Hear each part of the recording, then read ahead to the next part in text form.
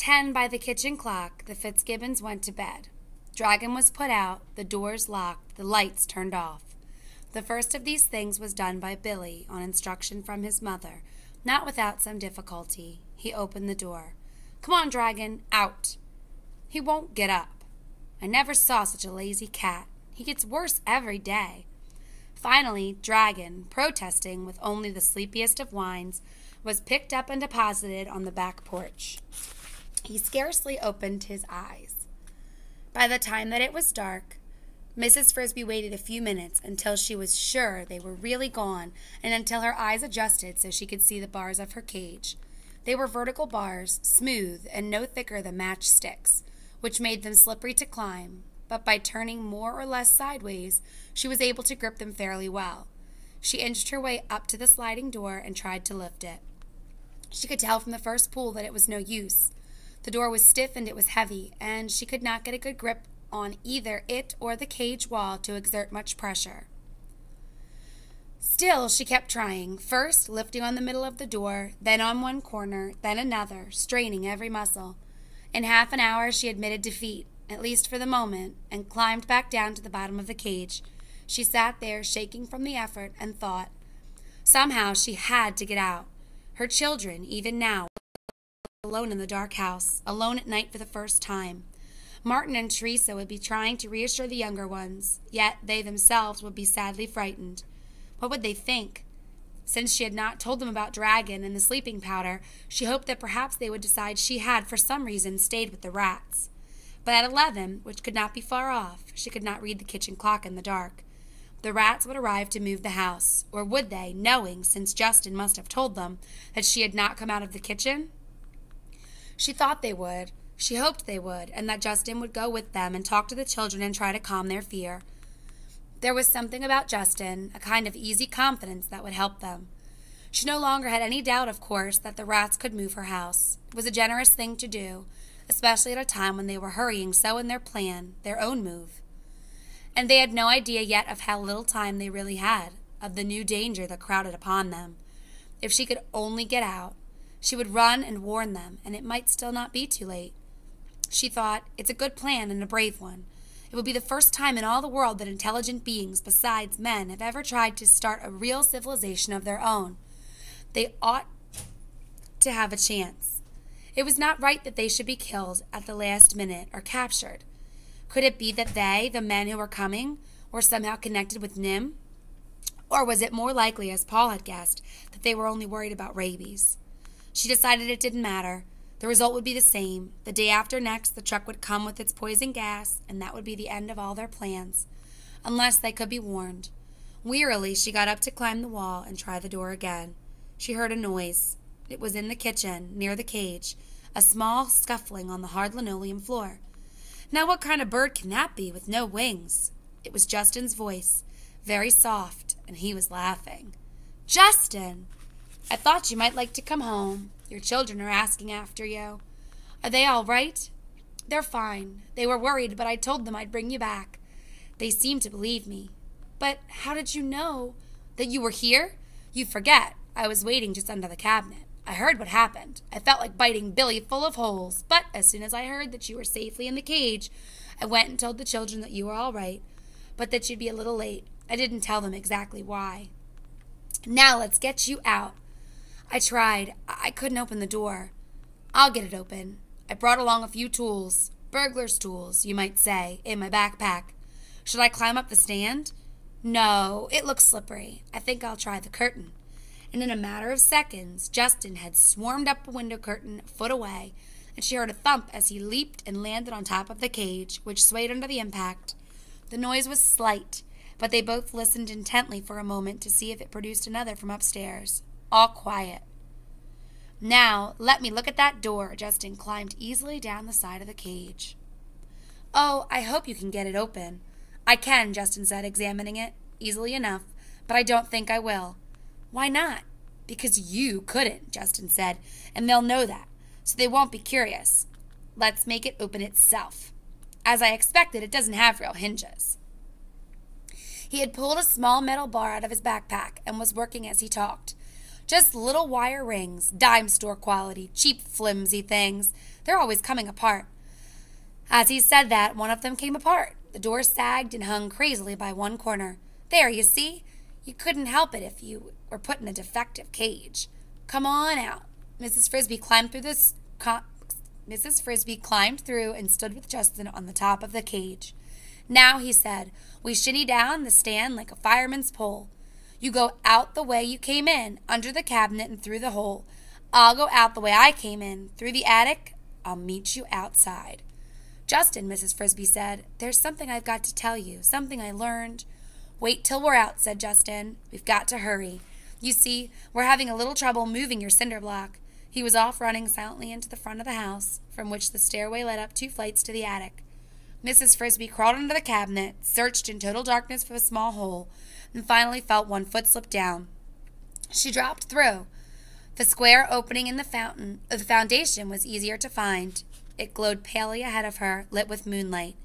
Justin was waiting for her as she came out of the corner of the screen. The night was warm, and a half-moon shone on the farmyard. Now, he said, what was it you wanted to tell me? He spoke seriously. He heard urgency in her voice. They hurried toward the garden, rounding the back porch. There, a dark heap in the moonlight lay dragging. No threat to anyone tonight. Some exterminators are coming to poison all of you, Mrs. Frisby told him, as briefly as she could, of the conversation she heard at the Fitzgibbons' dinner table. 7 rats, Justin said. Rabies, it might be, but I'll bet it was Jenner. When are the men supposed to come? The day after tomorrow. To her surprise, Justin stopped. He looked at her in admiration. You know, he said, I had a feeling the first time I clapped eyes on you that you'd bring us good luck. Good luck? She was amazed. Oh, it's bad news. It's serious. We'll have to change our plans and quickly.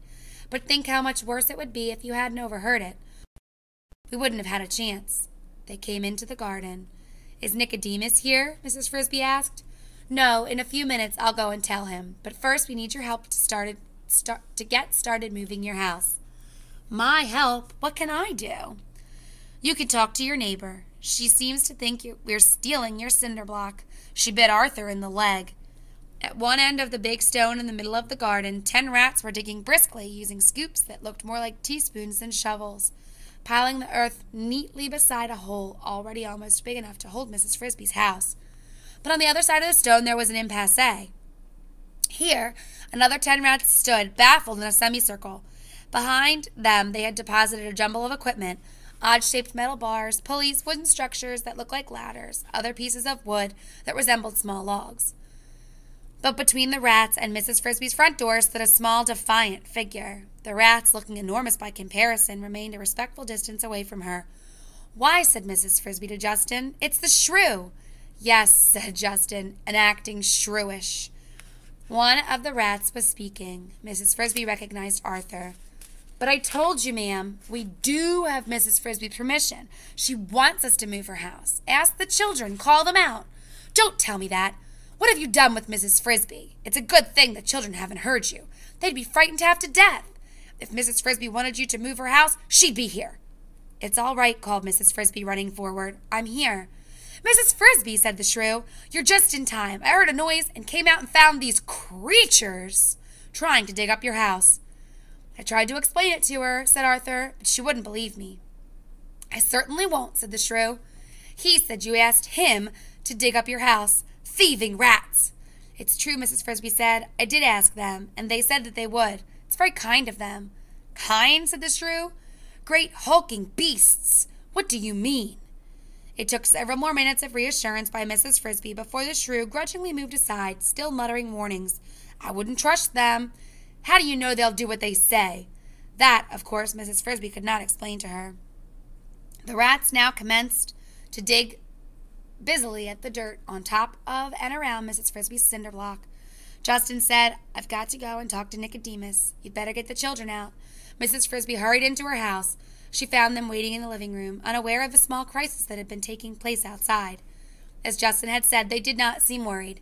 We were scared at first, Teresa said. But then one of the rats came to see us.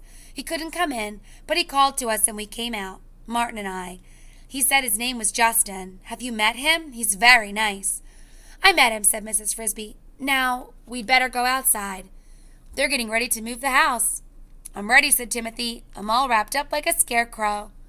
Martin and Teresa had taken pieces of warm cloth from the bed and tied them around him. Mrs. Frisby could not see him in the dark, but when she touched him, she found that he even tied a piece like a bonnet around his head and ears. Good, she said, and we're lucky it's a warm night and dry. They went up the small tunnel to the garden and watched in the moonlight from a hillock a few feet away. The rats had finished digging their new hole, and all 20 of them were working near the house. It was a sight to see. As soon as the earth had been cleared from the top and the sides of the cinder block, so that it lay fully exposed in the hole, all of the rats turned to the pile of equipment. Under Arthur's direction, the ladder-like structures became a scaffolding, 4 small towers standing near each corner of the block.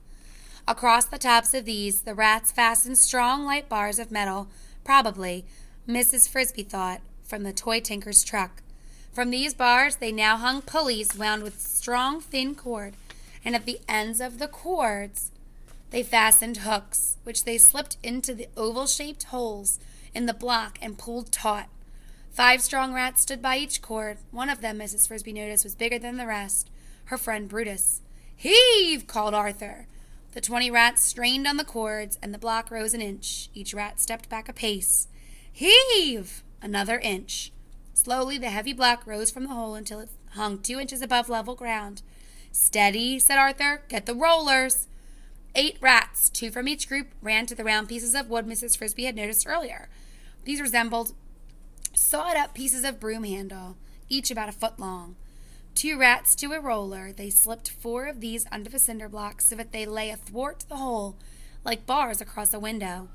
"Lower away," said Arthur, and the cinder block came to rest gently on the rollers. "Let's see how it rolls." They slipped off the ropes, free of the pulleys, and rehooked 2 of them to the front of the block. 9 rats now manned each rope. 2 stayed behind watching the rollers. "Heave!"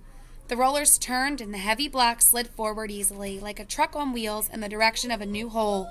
When it moved off the hindmost of the rollers, as it did every few inches, the 2 rats in the rear would quickly pick up that one and replace it under the front of the block. Almost like a game of leapfrog, Miss Frisby thought. But a well-rehearsed game. The rats had planned carefully. They knew exactly what they were doing. They moved with precision and never wasted a motion. Within a very few minutes, the first of the rollers lay across the new hole, then the second, and finally all 4. The block was poised and in position. The hole was exactly the right size and shape. The rats had even dug out a new pantry hole in one corner and carved out the small tunnel that would connect the 2 rooms of the house. The towers and the pulleys were put up again, and the whole process of lifting and lowering was done in reverse. The rollers were pulled away, and the block was eased slowly into its new home. "It's done!" cried Mrs. Frisby. She felt like applauding. "Not quite yet," said Arthur over his shoulder to the other rats. He said, "Get the shovels and the backpacks." Pausing a moment to rest, he explained to Mrs. Frisby, "We're going to cover it with turf, and then we've got to fill up the old hole with the dirt from the new one, or Mr. Fitzgibbon will wonder who's been digging up his garden. Also, we've still to dig you an entrance hole." In her excitement, Mrs. Frisby had forgotten this small detail. She could not get into her house. Now she watched in awe as Arthur and Brutus, using 2 small, sharp, long-handled shovels, dug the narrow tunnel down into her living room. It took them somewhat less than 5 minutes. It had taken her all day to dig the other one. "Now," said Arthur, "you can put your children to bed. We'll take care of the rest."